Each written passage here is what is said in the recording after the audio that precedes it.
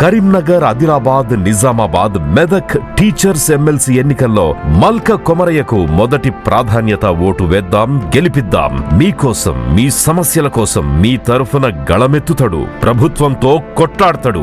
Trump పుటిన్కు phone చేశాడు. ఇద్దరు నాయకులు ఫోన్లో మాట్లాడుకున్నారు.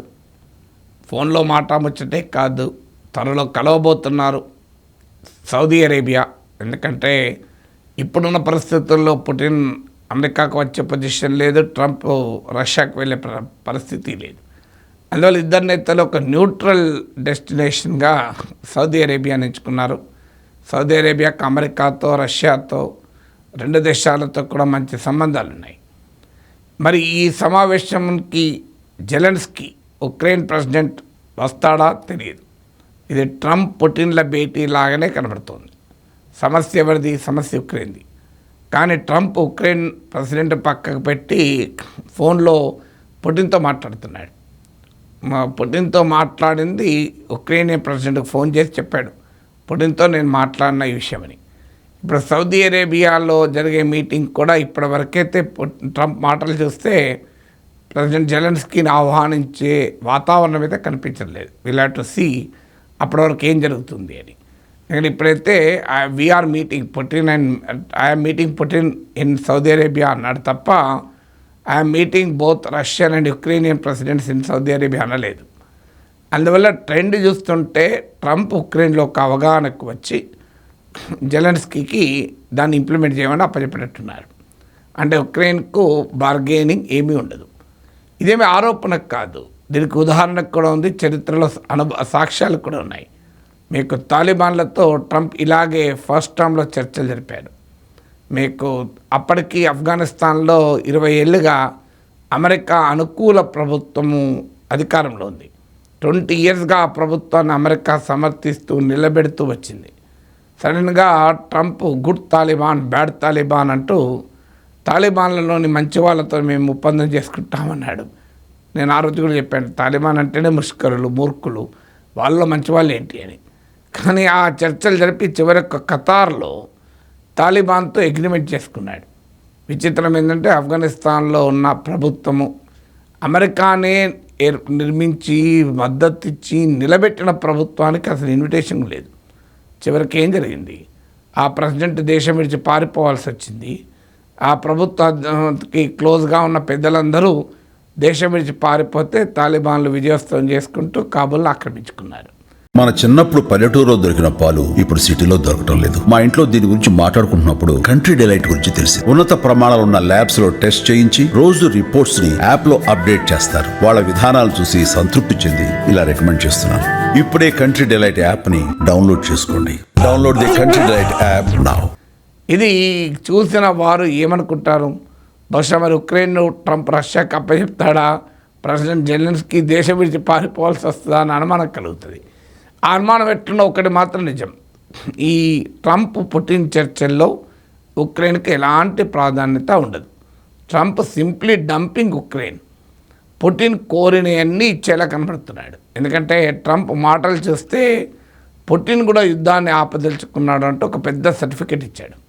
అక్కడితో ఆగలేదు. పుటిన్ యుద్ధం చేస్తానికి దారితీసిన పరిస్థితులు నేను అర్థం చేసుకోగలను అన్నాడు. చాలా క్లియర్గా ఉక్రెయిన్కు నాటో సభ్యత్వం ఇచ్చే ప్రసక్తే లేదు, అది ప్రాక్టికల్ కాదు అన్నాడు. వాస్తవంగా ఈ యుద్ధం మొదలైంది, దానికి మూలం కూడా అదే. అది కూడా ట్రంప్ అదే అన్నాడు, ఇదివరకు ఇంటర్వ్యూలోనే అన్నాడు. సో నాటో బలగాలు వచ్చి తన పొలిమేరల దాకా చేరుకున్నాక ఏ దేశమైనా అంగీకరిస్తుందా? పుటిన్ రాకముందటి నుంచి కూడా రష్యా నాటోలో ఉక్రెయిన్ చేరడాన్ని వ్యతిరేకిస్తూ వచ్చింది. ఇది తెలిసి కూడా president Zelensky, America president Biden వీళ్ళంతా నాటోలోకి ఉక్రెయిన్ చేర్చుకునే వరకు వెళ్ళారు. ఇక అది గమనించిన పుటిన్ యుద్ధం చేశాడు. ఐ కెన్ అండర్స్టాండ్ పుటిన్ అని ట్రంప్ వ్యాఖ్యానించాడు. అందువల్ల నాటోలో ఉక్రెయిన్ చేరుతోంది అన్న కారణాన్నే పుటిన్ ఉక్రెయిన్పై యుద్ధం చేశాడు. అందువల్ల ఇప్పుడు నాటో మెంబర్షిప్ కనుక ఉక్రెయిన్కి ఇస్తే రష్యా ఉక్రెయిన్ పైనే కాదు నాటో పైన యుద్ధం ప్రకటిస్తుంది. అందువల్ల అది ప్రాక్టికల్ కాదు అని ట్రంప్ చాలా క్లియర్గా చెప్తున్నాడు. వాస్తవంగా ట్రంప్తో జెలెన్స్కీ మాట్లాడక ముందు, అంటే ట్రంప్ పుటిన్లో మాట్లాడుకొని ట్రంప్ మళ్ళీ జెలెన్స్కీకి ఫోన్ చేసి పుటిన్తో నేను మాట్లాడినా, పుటిన్ ఇది అన్నాడు అని చెప్పక ముందు ప్రెసిడెంట్ జెలెన్స్కీ అన్నది ఏంటంటే మాకు నాటో మెంబర్షిప్ ఇవ్వాలి, మాకు సెక్యూరిటీ గ్యారంటీలు ఇవ్వాలి అని 2 కండిషన్స్ పెట్టాడు. ఆయన ట్రంప్ నాటో మెంబర్షిప్ కొట్టిపారేశాడు. ఇక సెక్యూరిటీ గ్యారంటీ అంటే ఏంటి, అమెరికా బలగాలు ఉండాలి అనేది జెలెన్స్కీ కోరుకుంటున్నాడు. అది అవకాశమే లేదని యుఎస్ డిఫెన్స్ సెక్రటరీ తేల్చిపడేశాడు. అమెరికా బలగాలు మీకు ఉక్రెయిన్లో ఉండే ప్రసక్తే లేదు అని. ఇక యూరోపియన్ బలగాలు ఉంటాయా, దానికి పుటిన్ ఒప్పుకుంటాడా, దానికి జెలెన్స్కీకి నమ్మకం కలుగుతుందా ఎవరికి తెలియదు. అందువల్ల చాలా క్లియర్గా ట్రంప్ వ్యవహార సరళి చూస్తే తన మిత్రదేశమైన ఉక్రెయిన్ను వినే ప్రసక్తే కనబడతలేదు. రష్యా కోరుకున్నది ఇచ్చి ఈ యుద్ధం ఆపేయాలి అనేది ట్రంప్ వ్యూహంలాగా కనబడుతోంది. ఎలాగైనా చేసి ఈ యుద్ధం ఆపాలి, ఎందుకంటే ఇన్ని కోట్ల డాలర్లు తగిలేస్తున్నాం, అమెరికాకు కూడా బోలెడంత డబ్బు తగిలేస్తుంది, ఎందుకు తగిలేయాలి, అందువల్ల ఉక్రెయిన్లో మాకేం పని అని ట్రంప్ ధోరణి. అందుకే రష్యా అడుగుతున్నది ఏంటి, ఒకటి ఉక్రెయిన్ నాటోలో ఉండకూడదు, అది ట్రంపే చెప్తున్నాడు, అది ప్రాక్టికల్ కాదు అని. ఇక మరో ముఖ్యమైనది ఏంటంటే, మరి ఈ ఒప్పందం కుదిరితే ఉక్రెయిన్ భూభాగాలని రష్యా ఆక్రమించుకుంది. ఒక 20 to 30% ల్యాండ్ 2014లోనే క్రిమియాను ఆక్రమించుకుంది. తర్వాత డొనెస్క్, లుహాన్స్క్, ఈ డాంబాస్ రీజన్లో కూడా కొన్ని ప్రాంతాలను రష్యా ఆక్రమించుకుంది. దీనికి జెలెన్స్కీ చెప్పింది అంటే కుర్స్క్ ప్రాంతంలో రష్యన్ టెరిటరీ చాలా కొద్ది భాగం ఉక్రెయిన్ కంట్రోల్లో ఉంది, మేము ఆ ల్యాండ్ ఇస్తాం, రష్యా ఈ ల్యాండ్ మాకు ఇచ్చేయాలి అని చెప్పారు. కానీ దానికి పుటిన్ అంగీకరిస్తున్న వాతావరణం కూడా లేదు. అందువల్ల మరి పుటిన్ రష్యా ఆక్రమించుకున్న ఉక్రెయిన్ ప్రాంతాలని తిరిగి వెకేట్ చేయకుండానే మరి ఉక్రెయిన్ శాంతికి ఒప్పుకుంటుందా? ఇప్పటిదాకా జెలెన్స్కీ చెప్పేది లేదు, మేము ల్యాండ్ ఫర్ పీస్ అనే క్వశ్చన్ లేదు, మా భూభాగాల్ని వదులుకునే ప్రసక్తే లేదు అంటున్నాడు. ట్రంప్ ఏమంటున్నాడు, ఏదో ఒకటి ఇవ్వాల్సిందే, ఈ వార్ ఆగాల్సిందే, అందువల్ల ఉక్రెయిన్ ఈ వార్ ఆగడానికి ఏది చేయాల్సి వస్తే చేయాల్సిందే అని చెప్తున్నాడు. సో లేకపోతే ఇంకో హెచ్చరిక కూడా చేశాడు, రేపు Ukraine may become Russian territory అంటున్నాడు ఓపెన్గానే. It may become Russian territory అంటున్నాడు. So Russia may not vacate the lands it occupied అంటున్నాడు. అంటే చాలా క్లియర్గా రష్యన్ టర్మ్స్ పైన ఈ వార్ ఎండ్ అయ్యేలా కనబడుతోంది.